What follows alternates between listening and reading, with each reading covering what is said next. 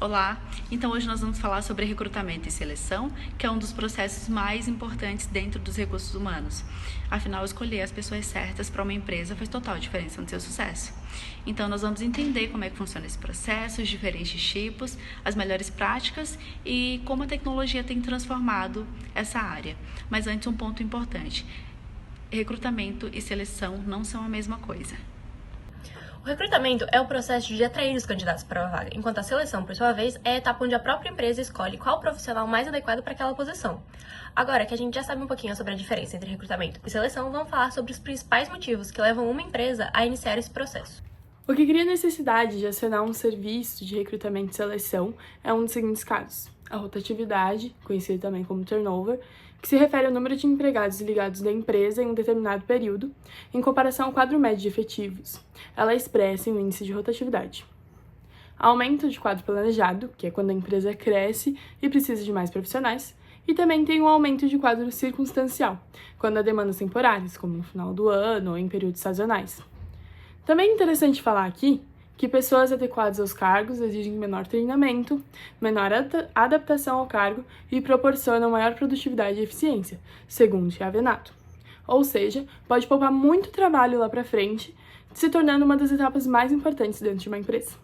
Segundo Haley, uma vantagem de utilizar novas ferramentas de inteligência artificial no RH é que o uso da IA no recrutamento aumenta a transparência e a assertividade na escolha dos candidatos. Borgeson. Ele cita a evolução do RH da seguinte maneira: o RH 1.0 ele era mais voltado para o cumprimento da legislação trabalhista e a parte burocrática, né? Então atuava ali na área de recursos humanos e departamento pessoal. O RH 2.0 ele estava ainda centrado na parte burocrática, mas ele já falava um pouco do emocional humano, né? Então as pessoas com maior potencial elas passaram a ser chamadas de talentos e funcionários de colaboradores, e foi dada mais ênfase aos processos. No RH 3.0, foi criada aí uma nova forma de gestão de pessoas dentro das empresas, né, onde as pessoas são tratadas como pessoas desenvolvidas e cuidadas de uma forma especial, né, ou seja, elas são colocadas no lugar certo de acordo com o seu potencial.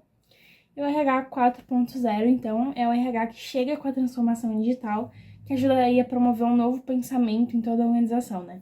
Então, o RH, ele assume o papel de gerente de capital humano e, enfim, ele utiliza aí a tecnologia e a internet para mudar as coisas, né? O ponto principal e de maior importância no recrutamento e seleção é sempre todos os objetivos e ferramentas estarem alinhadas com os interesses da empresa e o interesse que ele tem em cada tipo de colaborador que ele quer dentro do seu negócio. A gente tem 3 formas principais de recrutamento, que é o recrutamento interno, o recrutamento externo e o recrutamento misto. No caso do recrutamento interno, a gente tem exemplos como bancos de dados internos, que é quando a empresa tem, né, os dados sobre os funcionários, e daí de lá ela colhe o funcionário que ela acha mais adequado para uma vaga X. A gente tem as indicações que são feitas pelos colaboradores da empresa, e a gente tem, por exemplo, os cartazes internos, né, que é quando a empresa coloca cartazes nos painéis e murais da empresa. Sobre o recrutamento externo, a gente também pode ter a utilização de cartazes, né, em pontos de frequência comum, assim, das pessoas. Então, a gente vê bastante em pontos de ônibus, em murais de universidade. Indo agora para as vantagens e desvantagens do recrutamento interno. Nas vantagens, a gente tem que o candidato já conhece a empresa e todos os processos que ocorrem dentro dela, na maioria das vezes. O processo de adaptação e integração daquele colaborador é muito mais simples, porque ele já está integrado na empresa. Diminui muito e consideravelmente os custos, né, do recrutamento e da seleção dos candidatos.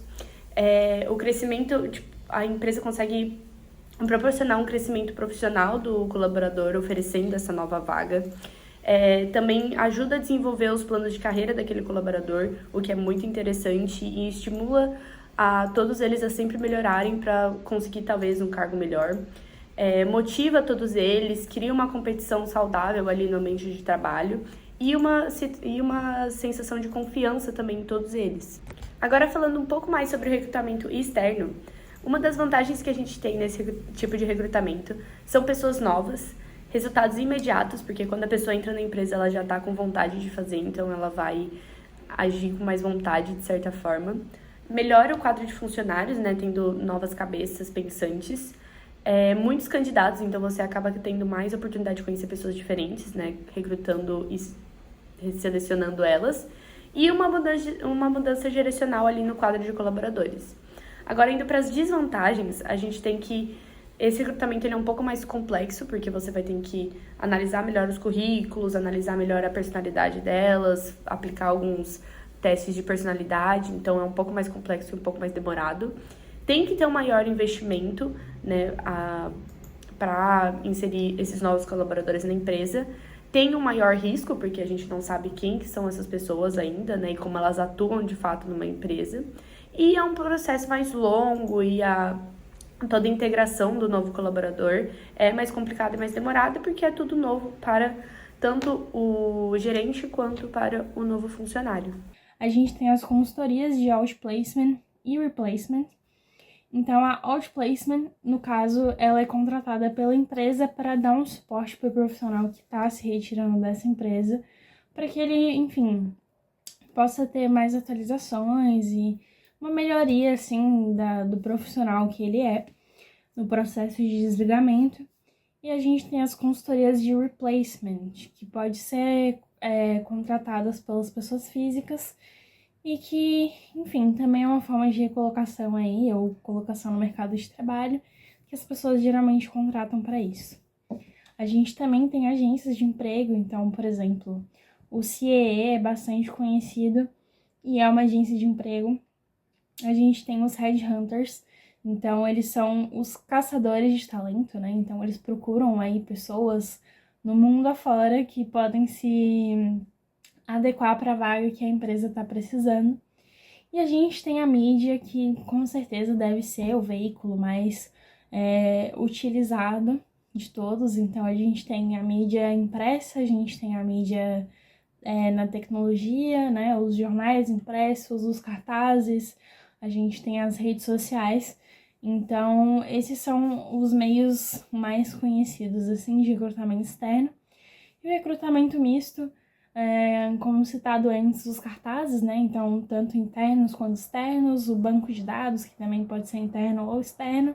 E a gente tem também a mídia, né? Então, a mídia, ela pode ser uma forma também de recrutamento misto, porque tanto o pessoal colaborador quanto o pessoal externo pode ter acesso a, por exemplo, uma página social da empresa que esteja divulgando uma vaga. Para a seleção, existem algumas etapas, sendo a primeira triagem de currículos, separação dos perfis, com tem mais condizente com a empresa. O segundo, que é entrevistas presenciais ou online, que é para você realmente conhecer o perfil do candidato e entender se realmente condiz com a empresa e o que você espera. Depois tem os testes e dinâmicas, para você simular os desafios reais e avaliar as habilidades técnicas e comportamentais da pessoa para o que você precisa.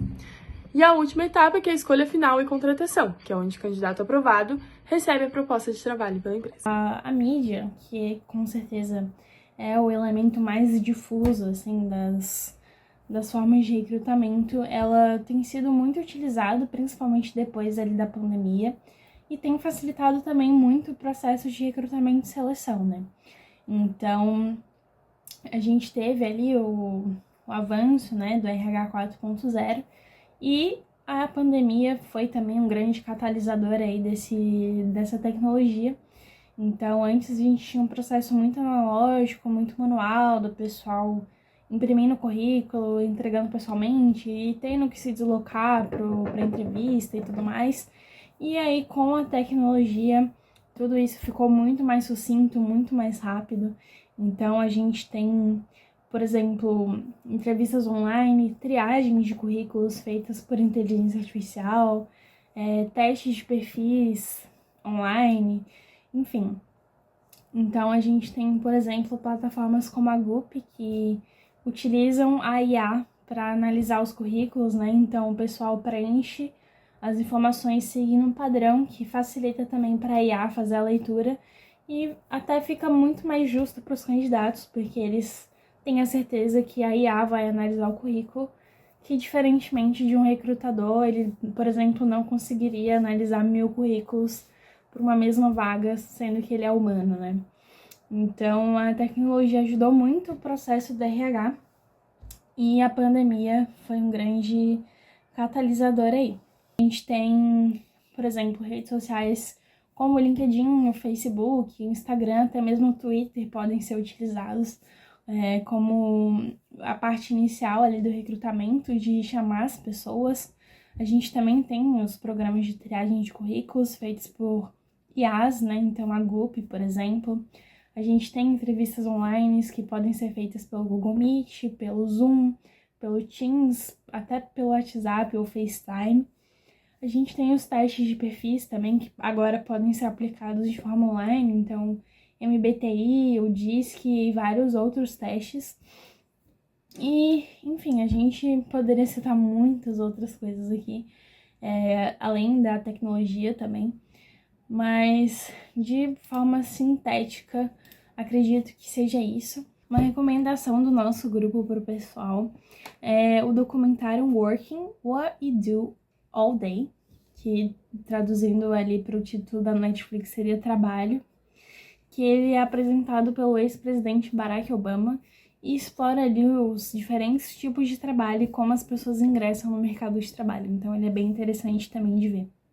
Certo, é sempre muito importante, né, principalmente dentro de grandes empresas, médias, empresas também, até mesmo pequenas empresas, identificar quem são os high potentials, né, que são pessoas profissionais ali com boas competências, que no caso têm as características essenciais e também o conhecimento essencial, né, para talvez alocar ele em uma função estratégica mais interessante, né, no médio e longo prazo, assim, no desenvolvimento dessa pessoa, né.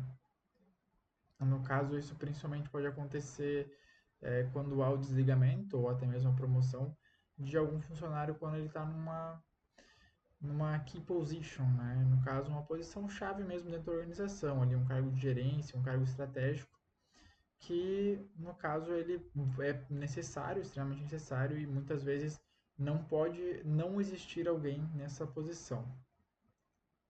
Normalmente a sua substituição ela pode ser analisada de três formas, né? De uma substituição de curto prazo, de médio prazo e de longo prazo. No caso, a empresa ali vai analisar, muito provavelmente não vai ser um profissional de RH, mas sim o responsável ali daquele setor, ele vai analisar porque ele está ali no dia a dia, né? Ele vê o desempenho daquela pessoa, ele vê se ela é empenhada, se ela tem as capacidades, né, para desenvolver a nova função. Então ele vai analisar se aquela pessoa ela pode entrar, cumprir essa função em um curto prazo, né? Ali mais ou menos de imediato até um ano, de médio prazo mais ou menos de um ano até 2 anos, ou então até mesmo de longo prazo, de 3 a 5 anos em diante, né? Bem, nos dias atuais, né, as grandes empresas elas já estão voltadas mais a entender a pessoa, né, a pessoa como pessoa e não apenas o currículo dessa pessoa, né? Não basta você ter um bom currículo, você também precisa ser uma pessoa coerente com a vaga, né? Afinal, se você, por exemplo, vai trabalhar com um público, você é uma pessoa muito introvertida, pode ser que você não vai ter um bom desempenho nessa área, né? Então, as grandes empresas, além de, obviamente, ter um perfil-chave ali com características profissionais, de experiência de trabalho, até mesmo formação acadêmica, elas buscam um perfil de acordo com a vaga, né, do desenvolvimento ou até mesmo da adaptabilidade dessa pessoa para a função que ela vai desenvolver, ou até mesmo a longo prazo para um plano de carreira, né? E por fim, né, como conclusão, a gente consegue observar que o RH ele tem evoluído bastante ao longo dos anos, né?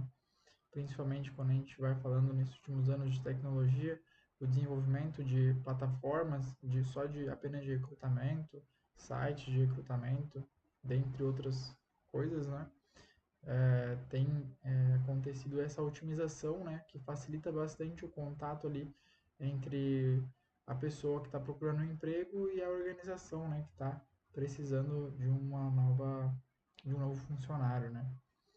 Além disso, a gente também consegue observar essa mudança, né, da evolução do RH, um pouco mais humano, além de só ser algo mais burocrático, que procura alguém para cumprir a sua função e é isso que você precisa fazer. Mas sim observar, não, aquilo é um ser humano, né, e ele também tem características próprias que talvez ajude, né, ou então seja uma desvantagem para ele na hora do recrutamento.